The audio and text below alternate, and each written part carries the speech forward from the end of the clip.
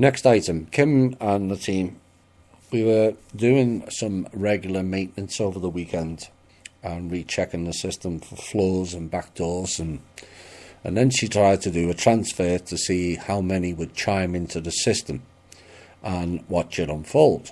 And she waited long enough for the numbers to mount up, and lo and behold, 647 hooks and viruses into the system were recorded, all looking and waiting to pounce on Kim transferring the funds. Now, 647 of them got deleted out of the system permanently as of Sunday. Oops. The Federal Reserve, now defunct Federal Reserve, on Monday was 125 million in the negative, and are now banking on the new system on March the 15th, delivering, which is not happening as we know. On Monday, the Fed was in a total panic because the Rothschilds' fake Chinese elders' money didn't arrive again, and they're being put on the spot by military generals, Pentagon people, agency people asking where their pay is. So the Fed contacted us, and they were offered a deal between them and the Manor World Holding Trust. And the deal was to go from a private bank, which it currently is, to a public bank. And they were asked how much it would cost to do so.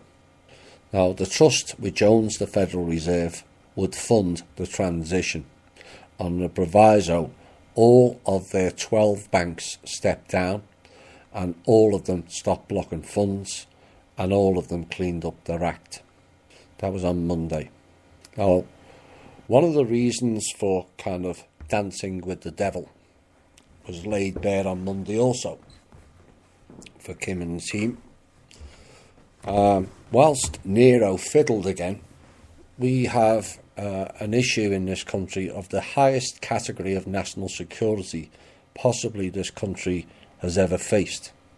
As of now, all banks have zero liquidity. In fact, many of them are over 100% in negative liquidity, including the Federal Reserve, and the fact that all foreign currency reserves of US dollars held on behalf of most countries globally in the Federal Reserve has gone.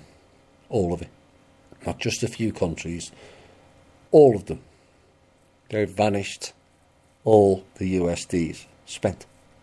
That are belonging to somewhere in the region of 150 to 180 countries.